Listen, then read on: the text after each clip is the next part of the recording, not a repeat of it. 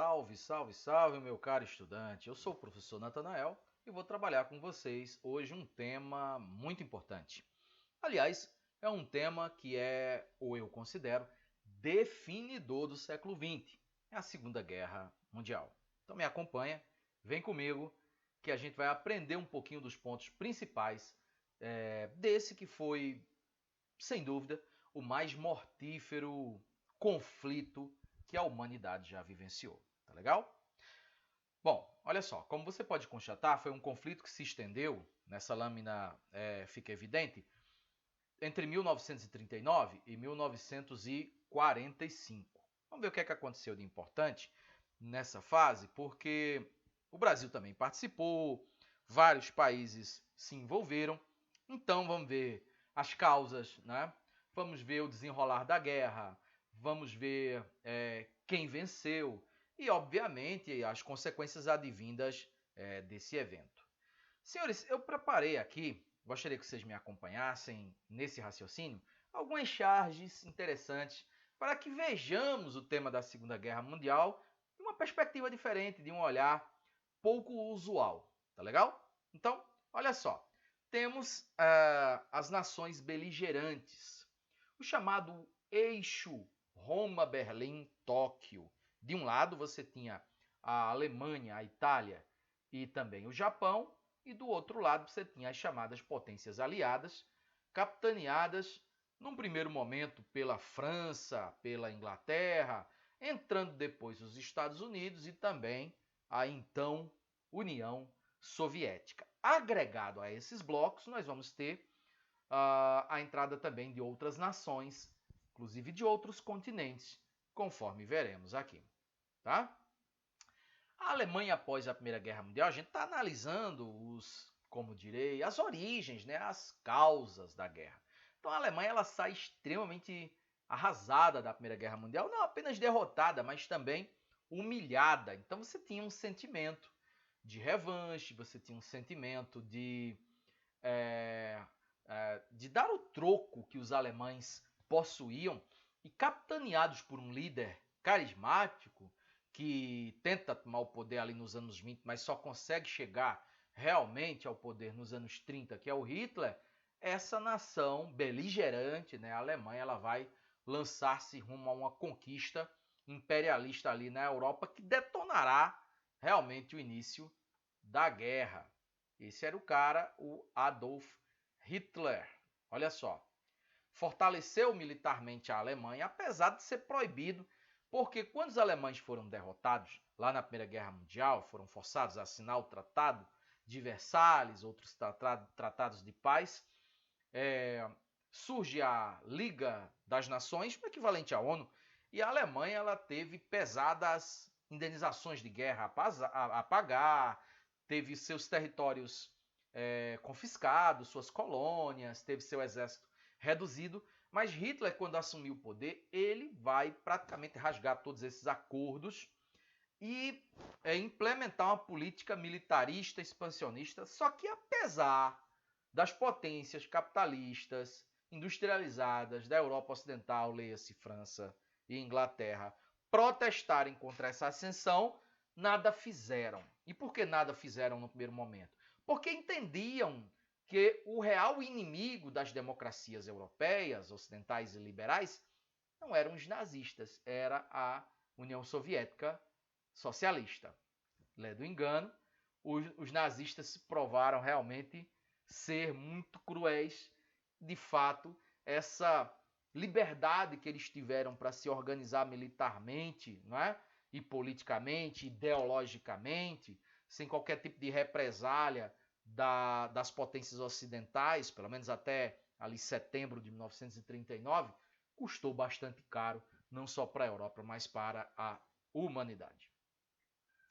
Bom, a Itália, dentro desse contexto também, apesar de estar do lado vencedor ali da Primeira Guerra Mundial, saiu com bastante prejuízo, vai se organizar em torno de uma liderança carismática, né, que era o Benito Mussolini, que organiza o Partido Fascista, toma o poder em 1922, proclama a República, acaba com a monarquia, parte para uma conquista expansionista, promete ali liderar a Itália rumo aos seus dias de glória ainda na época do Império Romano. E vão aí os dois ditadores, Mussolini e Hitler, tinham ideias muito próximas, se aliar rumo a esse objetivo comum, formando essas ditaduras de extrema direita, né, os nazi-fascistas, que tinham, via de regra, essas semelhanças, essas características que você constata nessa lâmina. Eu posso acrescentar também, principalmente no caso específico dos nazistas, que é a xenofobia, tá? O que é isso? É o ódio aos estrangeiros, aos demais povos, considerando um pensamento racial, um pensamento de superioridade racial, tá? Isso é elementar e é um pensamento muito influente dentro da ótica do Partido Nazista Alemão. Bom, olha só, um terceiro país aí nessa tríade é exatamente o Império Japonês, que vinha de um processo de modernização desde a segunda metade do século XIX e que, com o imperador Hirohito, nas primeiras décadas do século XX, parte para uma conquista expansionista, imperialista, e vai invadir uma série de regiões ali no Oriente, chocando-se, inclusive, com os interesses dos Estados Unidos, principalmente na Indonésia e nas Filipinas. Não é à toa que o Japão vai atacar de surpresa a base naval dos Estados Unidos em 7 de dezembro de 1941, Pearl Harbor, lá no Havaí. Outras causas, né? Outros elementos que contribuem. A crise dos anos 30, motivada pela quebra da Bolsa de Valores de Nova York, há uma crise do liberalismo, há uma crise das democracias liberais, que é realmente aproveitada por essas ditaduras de direita para exaltar as fraquezas da democracia e implementar a ideia de um Estado forte, um Estado que fosse realmente soberano, mas não apenas isso, que fosse dominador, não é? Dentro também da lógica e da ótica xenófoba. A falha da Sociedade das Nações, que era o equivalente à ONU, em não coibir tais avanços, primeiro de Hitler, e também não podemos esquecer lá da Itália do Mussolini, sem sombra de dúvidas. Essa charge, ela simboliza o expansionismo de Hitler na Europa Ocidental, invadindo a Áustria, que aliás era o seu país de origem, né? Ele era austríaco de nascimento. Posteriormente, vai invadir também a região dos Sudetos na Tchecoslováquia, a antiga Tchecoslováquia, que é uma nação da Europa Oriental que não tem mais, né? E depois, aí realmente foi a gota d'água, ele vai invadir a Polônia, aí de fato os países lá da Europa Central, vão dizer, não, agora não tem mais como, o próximo alvo dele será o nosso país, e de fato foi, ele invadiu a França. Ele só não conseguiu entrar na Inglaterra, pelo fato da Inglaterra ser uma ilha e ter uma marinha muito bem organizada, né, poderosa, e também, mas castigou com bombardeios aéreos durante alguns meses, principalmente cidades como Liverpool, Manchester e a capital Londres. A guerra se inicia, durando até 1945.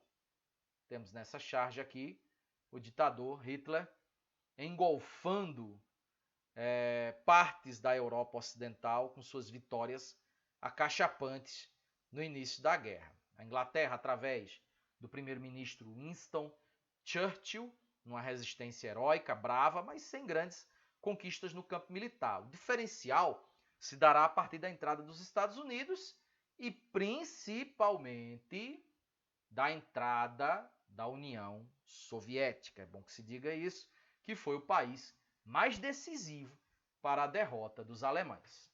O Japão, por outro lado, lá no extremo leste da Ásia, também invadindo as regiões circunvizinhas e entrando em choque com o imperialismo norte-americano, conforme declarei para vocês minutos atrás. O conflito torna-se mundial, pouco a pouco as nações vão entrando, né? A União Soviética, no caso em específico, tinha costurado um plano de não agressão com Hitler, plano este que foi rasgado pelo próprio Hitler, né? Ambicionando se apoderar dos recursos naturais da União Soviética, principalmente da região da Sibéria, petróleo, para alimentar sua máquina de guerra, Hitler descumpre o tratado que ele mesmo propôs de não agressão com Stalin, e a União Soviética não tem outra saída a não ser entrar na guerra, e foi, repito, absolutamente decisiva para a derrota dos nazistas em 1945. Então a Alemanha estava aí um mato sem cachorro, né? Dividida em duas frentes, a frente ocidental contra a Europa Ocidental, a frente mais do leste contra a União Soviética, e ainda tinha a guerra no Pacífico, no norte da África, no Oriente Médio. Pouco a pouco a Alemanha, de vitórias no início, vai perdendo território, vai realmente capitulando até ficar de fato encurralada ali no seu próprio território, sendo invadida pelos soviéticos em maio de 1945. Pesadelo dos campos de concentração nazistas, principalmente na Polônia, Auschwitz, Dachau, Treblinka, não é? Para ficar nos mais conhecidos, nos mais famosos, expôs ao mundo depois os horrores do extermínio dos judeus, e do qual foi vítima os judeus durante boa parte do período nazista, principalmente de 1936 em diante. Bom, como eu disse, né, a Alemanha cercada, posteriormente derrotada, invadida, os soviéticos com um papel essencial dentro desse contexto, enquanto que os Estados Unidos, mais empenhados em derrotar ali os seus inimigos japoneses lá na Ásia. Dia D, 6 de junho de 1944, o desembarque na Normandia, na França, das tropas aliadas, um elemento definidor da Segunda Guerra Mundial, da derrota nazista. E aqui a famosa foto da tomada de Berlim, o Reichstag, que era o parlamento alemão. A cidade é vista aqui de forma incendiada, destruída, né? E a bandeira soviética tremulando no Reichstag. Hitler comete suicídio. Mussolini já havia sido morto anteriormente e a guerra ainda resistia lá no Pacífico, lá na Ásia, até o momento, o mês de agosto, né, de 1945, quando os Estados Unidos, através do presidente Harry Truman, decidiu lançar as famigeradas bombas atômicas nas cidades japonesas de Hiroshima e Nagasaki. Triste fato da história mundial, a morte de civis, de inocentes, de crianças, a radiação que acabou contribuindo para doenças ali posteriores, né? E aqui no jornal,